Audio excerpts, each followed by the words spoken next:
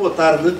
Eu irei ser extremamente breve, até para não tirar tempo ao professor Silvério, que veio de cerca de 80 km a norte, de uma instituição que existe já nesta nova fase há umas décadas, que é uma instituição com a qual, infelizmente, nós não temos tido demasiados contactos, sobretudo na área das ciências sociais e jurídicas, o que até nem se justifica. Embora diga-se também de passagem que eu tenho sempre notado que juristas ali não têm, dito uma referência à Débora, isto é um desabafo da minha parte, não têm tido nessa instituição a relevância que mereceriam os colegas e o próprio domínio científico. Têm estado até organicamente certamente taipados por economistas e até mesmo tenho notado que nas reformulações curriculares o direito não tem ficado bem.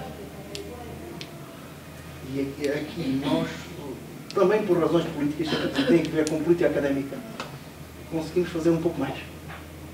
Mas estamos completamente disponíveis, quer para os vossos contributos, quer para ir ajudar, porque ali estão, não quer ser injusto, mas eu noto até um pouco isolados em precisar aqui já temos uns quantos. E precisando de ajuda, a gente conseguiremos ter alguma massa crítica. Aliás, então, é isso que, a meu ver, também explicará o professor Silvério, cuja formação de base é jurídica, depois foi se dedicando a áreas que nós do direito, de forma um pouco imperialista, entendemos que são auxiliares, complementares, tendo, sobretudo, feito trabalho científico nesta interface entre direito e ciências sociais, sociologia do direito, sociologia política. O professor Silvério, designadamente, isso mais importa hoje, já regeu Sociologia do Direito na Universidade de Évora, enquanto existiu. Assim nós podemos dizer também que temos uma disciplina, ou voltamos a ter uma disciplina a sul, e uma disciplina a sul para mais obrigatória. Pois, muito boa tarde. Antes de mais, quero agradecer, claro, o convite que me foi formulado, que me honra muito. Acho que realmente entre as instituições de ensino superior deve haver interação, deve haver, enfim, partilha de saber, de opiniões, de encontros, que é isso que, no fundo, faz construir o conhecimento. O conhecimento é feito da interação. O conhecimento não é só, digamos, feito em centros onde as pessoas estejam enfiadas a ler e a escrever, é também feito na medida em que nós conseguimos comunicar com os outros e, hoje em dia, nenhuma instituição, a meu ver, pode subsistir se não estiver em rede com outras, se não estiver em comunicação com outras, se não houver, tanto uma espécie de público alargado, quer de investigadores e académicos, quer de alunos, que também, no fundo, são académicos, em torno de questões que, do ponto de vista, digamos, teórico e prático, versam matérias concretas. Em segundo lugar, portanto, quero agradecer muito, é uma honra para mim, de facto, estar aqui, é a primeira vez que venho aqui ao Instituto Politécnico de Beja. Em segundo lugar, eu queria frisar que, de facto, a Sociologia do Direito é uma área muito interessante, que no nosso país, do ponto de vista histórico, nunca foi muito bem tratada. É verdade que, e a razão é simples, agora permitam-me fazer um pequeno abrégé, digamos disso.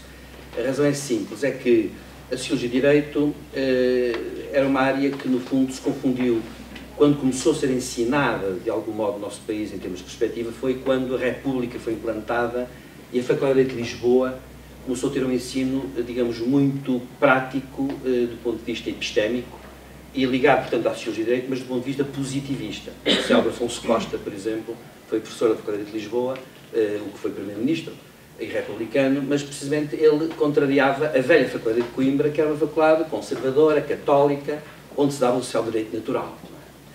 E a Sociologia do Direito, por conseguinte, é uma cadeira que, por si só, é uma cadeira perigosa para os sistemas políticos, porque é uma cadeira desconstrutiva. Explica-se sempre porque é que as coisas são assim. Ora, acontece que, portanto, não é uma cadeira que legitime a ordem, é uma cadeira que, pelo contrário, critica a ordem. E é por isso que o nosso país, devido à ascensão do Estado Novo, e ao facto de haver realmente uma propensão de conduta, de direção muito grande do ordenamento jurídico, a cadeira de direito é claro que nunca existiu, e a verdade é esta, que ela apareceu pela primeira vez. Eu penso que até francamente eu fui talvez o aluno, fiz parte daquele curso que teve a cadeira de Sociologia e Direito pela primeira vez no nosso país, porque realmente ela, até o 25 de Abril, não era lecionada oficialmente nas faculdades de Direito, e depois, lá pelos anos 70, final dos anos 70, a Faculdade de Coimbra resolveu atribuir a regência da cadeira de Sociologia e Direito a um professor auxiliar, que na altura estava a dar Sociologia na Faculdade de Economia, mas que na verdade é licenciado, mestre e doutorado em Direito, que é o célebre teórico político, o professor Boaventura Sousa Santos. O Boaventura Sousa Santos passa por ser sociólogo, mas na verdade ele é licenciado, mestre e doutorado em Direito. Mesmo nos Estados Unidos, ele doutorou-se em Direito, na Faculdade de Yale. E eu fui aluno dele na cadeira de Sociologia e Direito, que era uma cadeira anual. E a Faculdade de Direito, no fundo, que não, enfim, ele teve sempre relações complicadas com a Faculdade de Direito, foi lá assistente, mas depois saiu. A Faculdade de Direito de Coimbra acabou por convidá-lo para dar a cadeira durante uns tempos. A cadeira foi dada durante uns tempos, mas mal ele saiu, ele era professor da Faculdade de Economia, mal ele saiu, a cadeira acabou. Portanto, eu fui daqueles alunos que durante uns 3 anos, daqueles juristas, durante 3 anos ou 4, tivemos a oportunidade de ser alunos do professor Boaventura Sousa Santos em Sociologia e Direito, porque ele, de facto, no curso dele, em Coimbra, não dá essa cadeira, porque essa cadeira não existe também, que deixa de ser curioso. Bom, e realmente é verdade, o professor Boaventura Sousa Santos, aliás, eu falarei dele daqui a pouco, é um dos grandes teóricos, mais conhecido no estrangeiro, até cá em Portugal, e compreendemos ou discordemos dele, e eu fui aluno dele durante muito tempo, e, portanto, tenho com ele até uma relação pessoal, conheço bem, discordo dele em muitas coisas, mas a verdade é que devo dizer que é uma personalidade que tem um pensamento próprio e que hoje é estudado. Já há teses de mestrado e doutoramento sobre o pensamento dele. E por isso, como se vê, o direito é muito importante. É muito importante e eu, já agora fazendo para ultimar as minhas primeiras referências, acabei por, curiosamente, porque na Faculdade de Direito realmente a cadeira depois acabou por não ter continuidade, fui para a filosofia do direito e para a teoria e para a filosofia política, e é por isso que eu acabei sempre por dar muita atenção à Sociologia de Direito, porque, a meu ver, ela faz parte daquilo que eu chamaria um campo alargado da teoria política, que abrange a filosofia de Direito, a filosofia política, a teoria social, e realmente é esse campo que me interessa, onde eu nunca me esqueci da Sociologia de Direito e onde, de facto, depois também dei a cadeira enquanto ela existiu. Na Universidade de Évora, no curso de Sociologia, devo dizer. Nós agora temos nas relações internacionais Filosofia de Direito, Teoria Política, temos Direito Internacional, temos essas cadeiras todas, mas a verdade é que não temos Sociologia de Direito, porque não tem sentido tê-la naquele curso. De modo que regozijo-me com o facto de existir aqui uma cadeira dessas, que é uma cadeira na qual eu, aliás, até prestei provas também no âmbito dessa cadeira. Essa cadeira, devo dizer, é uma das cadeiras que consta da minha área de especialidade também. Ora bom, posta esta questão, portanto, eu ia, digamos, tentar expor algumas ideias que depois eu vou, no fundo, eu não vou ler texto nenhum, tenho aqui um texto só de orientação para não perder muito, mas eu não vou ler, eu vou só denunciar os tópicos e depois o ideal seria nós podermos conversar, porque eu acho que discutir algumas questões que podiam ser interessantes a esse respeito. E eu começo logo por uma questão que, aliás, é colocada pelo professor Boaventura Sousa Santos. Foi assim que ele começou, por uma vez, a enunciar os seus pontos de vista. Hoje nós falamos em ordem mundial e direito global, porque, na verdade, eu, portanto, vou enunciar tópicos para depois discutirmos melhor as questões. Há uma questão interessante logo aqui. Eu com isto quis dizer que, como o subtítulo indica, que há conflitos e divergências, e convergências, perdão. Porquê? Porque, na verdade, nós temos um problema em cima. Hoje, e esta crise, aliás, económica e financeira que estamos a viver, tem muito a ver com isso, é que nós temos um problema em cima que é este. É que, na realidade, há uma ordem mundial, que sempre houve. Os romanos, quando tinham o seu império, tinham uma ordem, era uma ordem mundial, para a época, uma ordem mundial que era regional, bem entendido. O Império Egípcio, há 3.500 anos, 4.000 anos, era uma ordem, instituiu uma ordem. Todos os grandes impérios sempre instituíram ordens. E sempre houve, portanto, uma ordem mundial, fosse ela na perspectiva regional, do mundo conhecido, fosse, como é hoje, uma ordem global. E essa ordem mundial, no entanto, tem uma característica, que ela regeu-se sempre por um paradoxo, começa logo aqui. É que uma ordem é uma, digamos assim, uma capacidade de unidades, uma ordem mundial, é uma capacidade de unidades políticas estabelecer entre si relações relativamente estáveis, incluindo o conflito. A guerra, portanto, faz parte dessa ordem, ao contrário que se possa julgar. A guerra faz parte dessa ordem. Essas unidades incluem, portanto, têm relações entre si, estáveis, organizadas. Mas há um paradoxo nestas questões globais é que nós vivemos um mundo habitado por seres humanos. Nós, no fundo, cada um de nós é o destinatário último das relações internacionais. Mas reparem que nós nunca aparecemos como tal nessa ordem global. Aparecemos previamente compactados em unidades políticas, em sistemas sociais, em sistemas políticos. Por isso é que há os estrangeiros e nós, por exemplo. Afinal de contas, não somos todos humanos? Somos. Porquê é que há essa distinção? Porque, precisamente, por afinidades étnicas, linguísticas, históricas, religiosas, culturais, em suma, nós acabamos por nos compactar previamente e é assim que aparecemos nessa ordem global. Portanto, há uma ordem mundial que, na verdade, não é uma ordem dos homens, é uma ordem de estruturas, que são, desde a era moderna, os Estados. E depois há um direito que regula, que é o direito internacional, que regula essa ordem, mas que hoje, de facto, está a sofrer o facto dessa ordem mundial ter mudado, de algum modo, a sua natureza.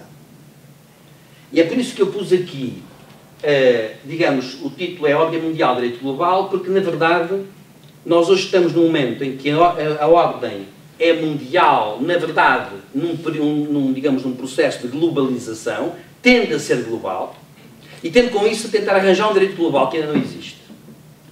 Mas, ao mesmo tempo, a verdade é que os atores principais são atores de uma ordem onde contam as unidades políticas que se apresentam nessa ordem, conflituam nessa ordem. São os Estados que fazem as guerras, não são as pessoas. E é por isso que há aqui como que uma nova situação que apresenta algumas, digamos assim, dificuldades. Porquê é que isso é assim? Ora, isso é assim precisamente, e agora aqui ponho logo à partida em cima da mesa, por exemplo, as teses do professor Ventura Sousa Santos, com as quais não concordo inteiramente, mas que servem muito bem para nós expormos aqui o nosso pontapé de saída. É que, como ele diz, e bem, enfim, não é só ele que diz, nós vivemos numa ordem jurídica, política, económica, que no fundo é muito marcada por aquilo que se chama a era moderna, que de facto em termos internacionais continua a ser a mesma, e jurídicos. Nós temos um direito que é o produto da formação, sobretudo da mutação que há num dado momento, a partir do século XVI, nomeadamente, embora nessas coisas não haja propriamente marcos históricos, há marcos históricos, mas não quer dizer que na prática tenha sido assim, mas no fundo, a partir de um dado momento, há 500 anos para cá, há um paradigma de racionalidade política, económica, social, cultural, que muda e que passa a ter um certo tipo de características comuns. Esse paradigma é um paradigma que é o paradigma moderno, que instituiu várias coisas importantes. E essas coisas importantes são, por exemplo, a soberania, que é uma forma nova de instituir o poder, que cria o Estado. O Estado é uma criação recente, tem 500 anos. Em relações internacionais, 500 anos são, enfim, um pequeno período. O que conta nas relações internacionais é a longa duração. Portanto, 500 anos é pouco. E acontece que essa ordem política que se instituiu nessa altura tem vindo a perdurar até hoje. E hoje está a acontecer uma coisa, é que essa ordem está a ser subvertida. E nós, portanto, podemos estar até numa época de crise, que é típica, onde o que é velho está, de facto, a morrer, e o que é novo ainda não nasceu.